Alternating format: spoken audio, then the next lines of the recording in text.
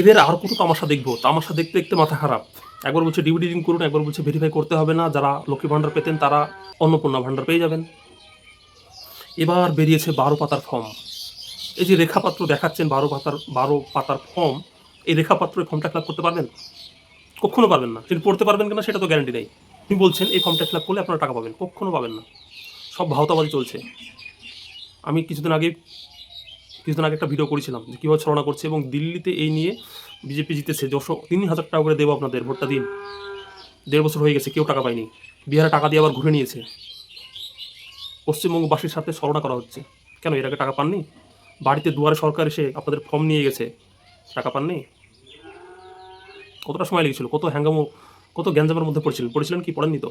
12 পাতার ফর্মে আপনি আপনার সব documents, Aadhaar card, voter card, income tax আছে কিনা, আপনার কয়তলা বাড়ি, কয়খান রুম, রুমে কি আছে কি নেই, আপনার গাড়ি আছে কিনা, আপনার বাইক আছে কিনা, আপনার সাইকেল আছে কিনা, আপনার বাড়ি প্লাস্টার, আপনার বাড়িতে কি রড দেওয়া আছে, আপনার বাড়িতে কাজ দেওয়া আছে, গ্যাসে রান্না করেন না উনুনে রান্না করেন, আপনার কয়জন ছেলে আছে, সেই ছেলেরা কতজন শিক্ষিত, সেই ছেলেরা কত টাকা ইনকাম করে, সেই ছেলেরা বয়স কত, সেই ছেলেরা কিছু পায় কিনা, সেই ছেলেরা বিয়ে করছে কিনা, সেই ছেলেদের ছেলে হয়েছে কিনা, তাদের বিয়ে হয়েছে কিনা, আর কত কী কী লাগবে এই ফর্মটাতে আপনারা বুঝতে পারছেন না। মানে মাথা খারাপ হয়ে যাবে।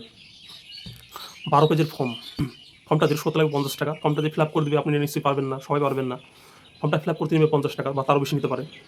আপনার এই যে সবার ডকুমেন্টস, এগুলো 200 টাকা লাগবে, 500 টাকা করে ধরে নিন।